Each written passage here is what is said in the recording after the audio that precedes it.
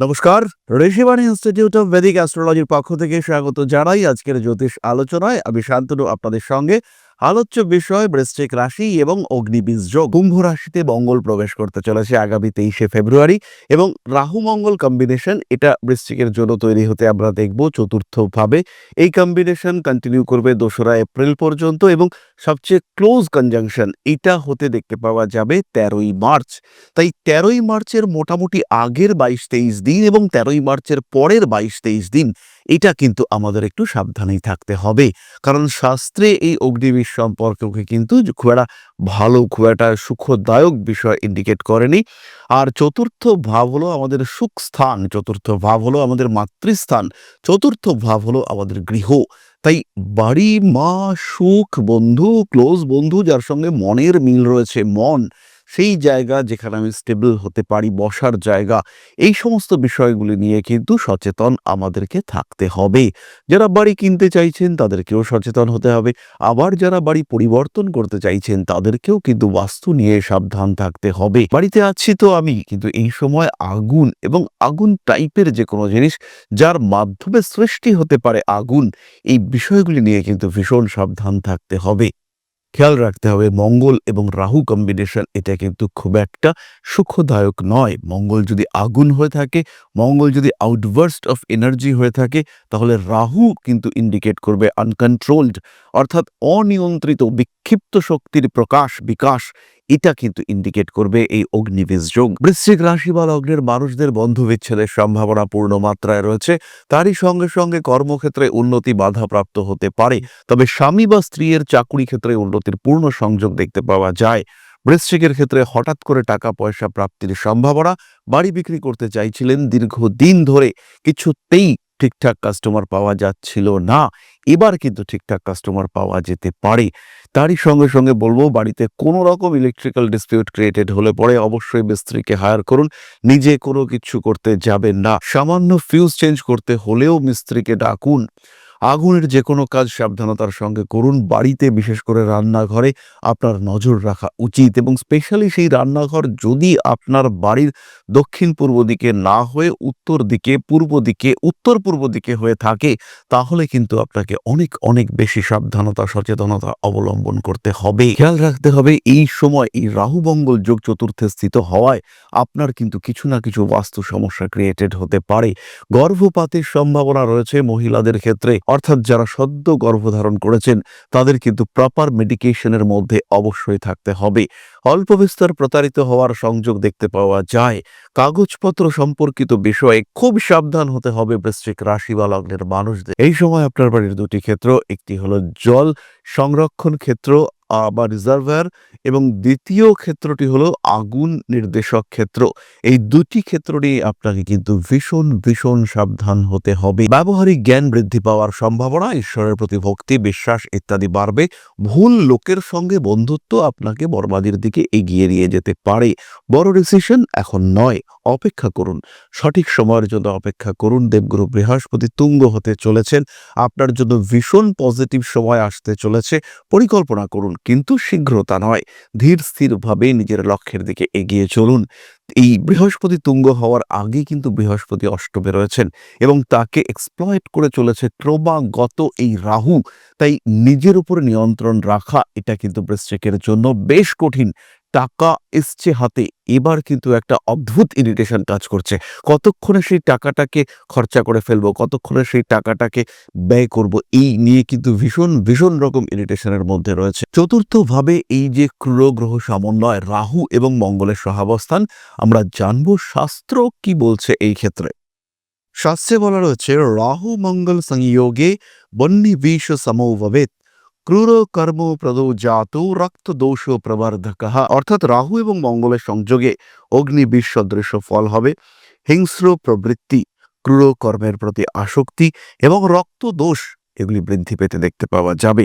অর্থাৎ রক্ত সংক্রান্ত রোগ এটা কিন্তু হতে পারে। 4 নম্বর ঘর হলো আমাদের হৃৎপিণ্ড এবং হৃৎপিণ্ড সংলগ্ন অংশ। সুতরাং বক্ষ পীড়ায় কষ্টপ্রাপ্তি, ছোটখাটো অপারেশনের টেন্ডেন্সি ইত্যাদি কিন্তু আবশ্যিকভাবে রয়েছে। তাই যাদের চেস্ট পেইন তৈরি হচ্ছে বা যারা চেস্ট পেইনে ভুগছেন, তাদের কিন্তু বিষয়টিকে ইগনোর করা যাবে না। ইমিডিয়েট মেডিকেল ট্রিটমেন্টের দিকে আপনার যাওয়া উচিত।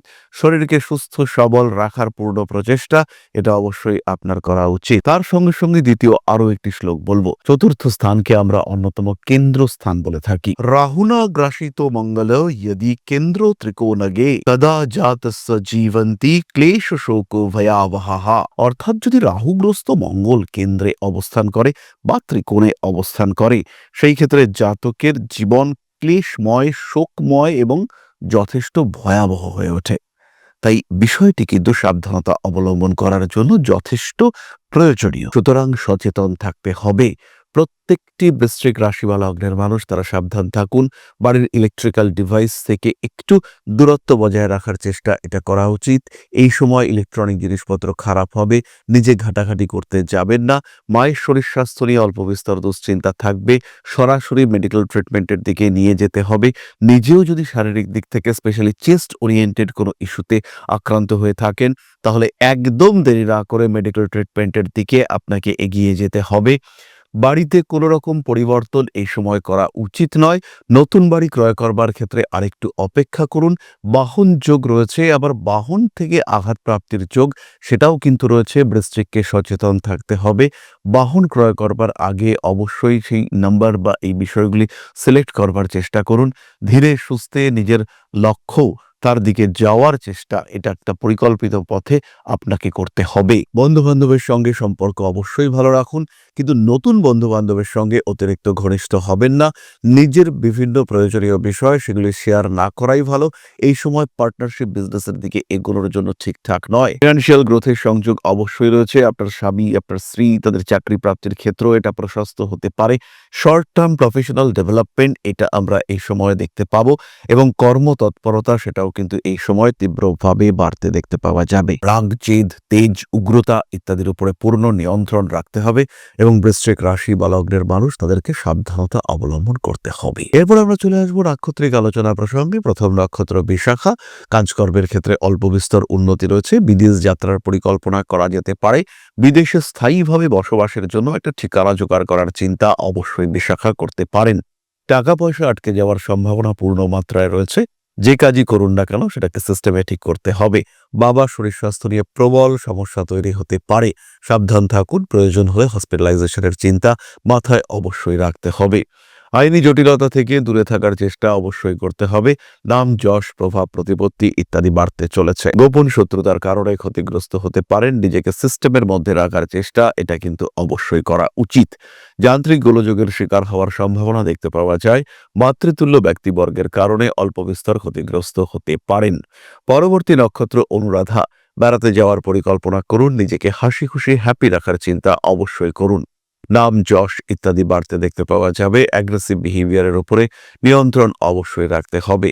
বাবার শরীর স্বাস্থ্য নিয়ে দুশ্চিন্তায় পড়তে পারেন। হঠকারিতা অবশ্যই অ্যাভয়েড করতে হবে। ইলেকট্রনিক জিনিসপত্র নষ্ট হওয়ার সম্ভাবনা দেখতে পাওয়া যায়।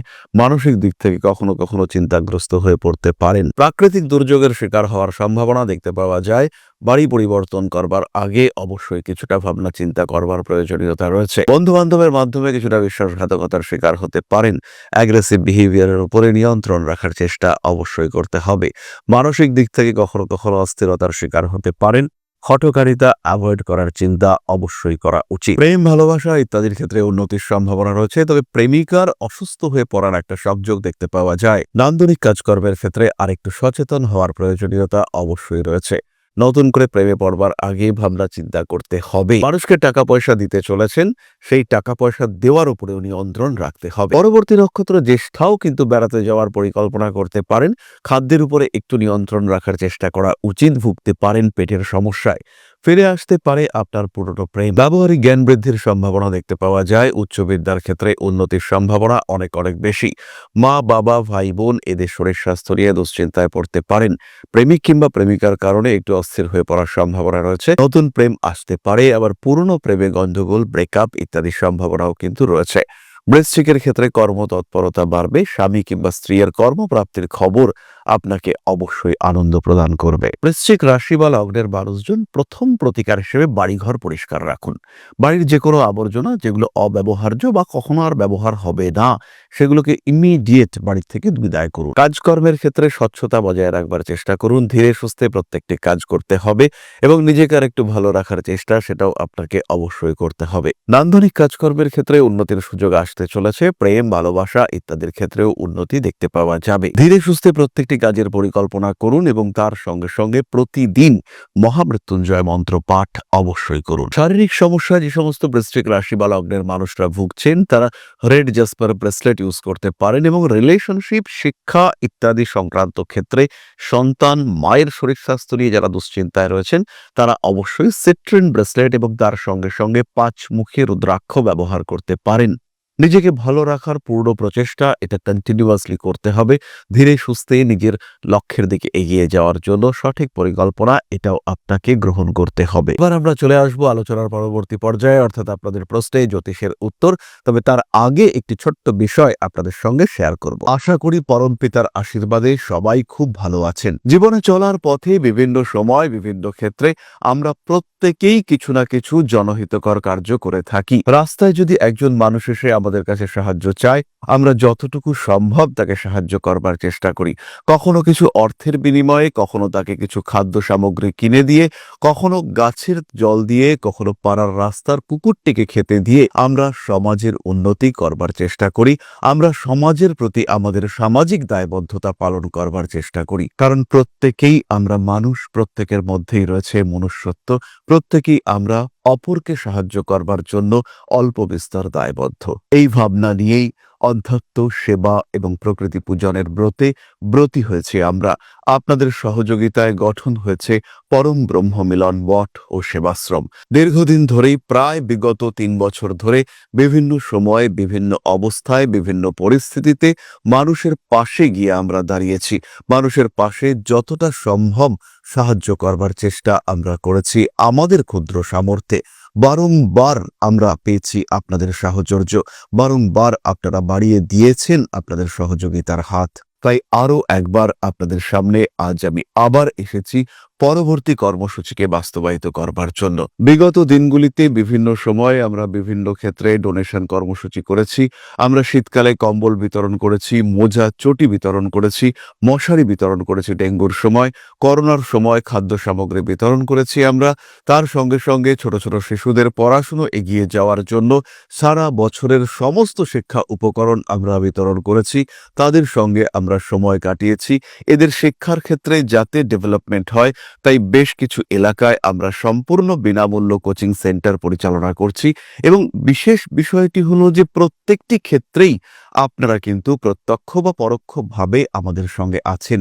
এই কর্মসূচিগুলিকে সঠিকভাবে এগিয়ে নিয়ে যাওয়ার জন্য এবার প্রয়োজন হয়ে পড়েছে একটি পরিকাঠামো, একটি সুগঠিত আশ্রমের, যেখানে বেশ কিছু মানুষ আশ্রয় পাবে, যেখানে বেশ কিছু বৃদ্ধ বৃদ্ধা তাদের দিনগুলিকে আরেকটু খুশির মধ্যে নিয়ে আসতে পারবেন, যেখানে বেশ কিছু অসহায় শিশু তাদের অভিভাবক খুঁজে পাবে, যেখানে বেশ কিছু নিষ্পাপ প্রাণ বিকশিত হওয়ার সুযোগ পাবে, যেখানে বেশ কিছু নিষ্পাপ প্রাণী তারা তাদের আশ্রয় খুঁজে পাবে। এই আশ্রম পরিকল্পনার জন্য, তার পরিকাঠামো নির্মাণের জন্য আমরা একটি জায়গা সিলেক্ট করেছি। সেই জায়গাটি ক্রয় করবার জন্য প্রয়োজন বিপুল অর্থের, যেটি কেবলমাত্র আমাদের প্রচেষ্টায় সংগ্রহ করা অসম্ভব। তাই আপনাদের প্রত্যেকের কাছে ছোট্ট অনুরোধ, প্রত্যেকেই অল্প অল্প করে এগিয়ে আসুন। প্রত্যেকের বিন্দু বিন্দু অনুদানে একদিন সিন্ধু স্বরূপ গড়ে উঠবে পরম ব্রহ্ম মিলন মঠ ও সেবাশ্রম। আমাদের প্রত্যেকের স্বপ্ন সমাজের জন্য কিছু করে যাওয়ার, সমাজকে উন্নততর পর্যায়ে নিয়ে যাওয়ার এই যে প্রচেষ্টা, এই যে ইচ্ছে, এই যে উদ্যম, এই উৎসাহ বাস্তবায়িত হবে আপনাদের সহযোগিতার মাধ্যমে। তাই আপনাদের প্রত্যেকের কাছে স্বনির্বন্ধ অনুরোধ, যতটুকু সম্ভব, যতটুকু সামর্থ্য, হতেই পারে অতি ক্ষুদ্র সেই সামর্থ্য, কিন্তু এসে পাশে দাঁড়ান। ইতিমধ্যেই বহু মানুষ তাদের যথাসম্ভব সাহায্যের হাত আমাদের দিকে বাড়িয়েছেন। আমরা তাদের প্রতি কৃতজ্ঞ, আমাদের আন্তরিক ধন্যবাদ আমরা জানাই তাদের প্রতি। এবং আপনাদের কাছেও আমাদের অনুরোধ, আপনারাও একটু একটু করে এগিয়ে আসুন। সবাই যদি অল্প অল্প করে এগিয়ে আসি তাহলেই কিন্তু বিরাট কোনো স্বপ্ন বাস্তবায়িত হতে পারবে। সকলেই যদি অল্প অল্প করে এগিয়ে আসি তাহলেই কিন্তু বিরাট এই মহান কর্ম বাস্তবায়িত হতে পারবে। একদিন আমার আপনার প্রত্যেকের স্বপ্ন পরম ব্রহ্ম মিলন মঠ ও সেবাশ্রম আধ্যাত্ম সেবা এবং প্রকৃতি পূজনের এই মহান দায়িত্ব নিয়ে এগিয়ে আসতে পারবে, একটি জায়গা তৈরি করতে সক্ষম হবে। সবাইকে জানাই অগ্রিম ধন্যবাদ এবং শুভেচ্ছা। সবাই খুব ভালো থাকবেন। নমস্কার। তাহলে এবার আমরা চলে আসি আপনাদের প্রশ্ন পর্যায়ে। প্রশ্ন করেছেন সৌম্যদীপ সরকার, ৩/৪/১৯৯৭, 11:৪৫ AM, place of birth Basirhat. চাকরি কবে পাবো? চাকরি জীবন কেমন হবে? সৌম্যদীপ, প্রথমেই লক্ষ্য করো এই মুহূর্তে তোমার চাকরি প্রাপ্তির সমন্বয় খুব স্পষ্টভাবে চলছে। পরিশ্রমের মাত্রা আরেকটু বাড়াও। একটু সকাল সকাল ঘুম থেকে ওঠা, একটু পরিশ্রম করা, এগুলো করা যেতে পারে। আর এই ক্ষেত্রে একটি বিষয়ে বলবো, সরাসরি জ্যোতিষ পরামর্শের প্রয়োজনীয়তা রয়েছে। চাকরি পেয়েও পাচ্ছ না, হয়েও হচ্ছে না, এরকম একটা সিচুয়েশন কিন্তু রয়েছে। তার সঙ্গে সঙ্গে টেকনিক্যাল ফিল্ডে কাজকর্ম করার চেষ্টা এটা অবশ্যই করা উচিত। কিছু ট্রেনিং, কিছু ক্রিয়েটিভ কাজকর্ম এগুলো করলে পরে তোমার জন্য কিন্তু যথেষ্ট ভালো হবে এবং তুমি ভালোভাবে চাকরি প্রাপ্তির দিকে এগিয়ে যেতে পারবে। এই বিষয়ে কিন্তু আমরা মোটামুটি নিশ্চিন্ত থাকতে পারি এবং রবির সামান্য প্রতিকারের প্রয়োজনীয়তা রয়েছে, অন্যথায় তোমার কুণ্ডলী কিন্তু যথেষ্ট ভালো এবং ভীষণ সাপোর্টিভ। আজকের আলোচনা আমরা আর দীর্ঘায়িত করব না। সবাই সুস্থ থাকুন, ভালো থাকুন। মা শ্রী আদি শক্তির পূর্ণ আশীর্বাদ বর্ষিত হোক আপনাদের উপর। সমৃদ্ধ, আরো সমৃদ্ধ হয়ে উঠুক আপনাদের জীবন। জয় মা আদি শক্তি। নমস্কার।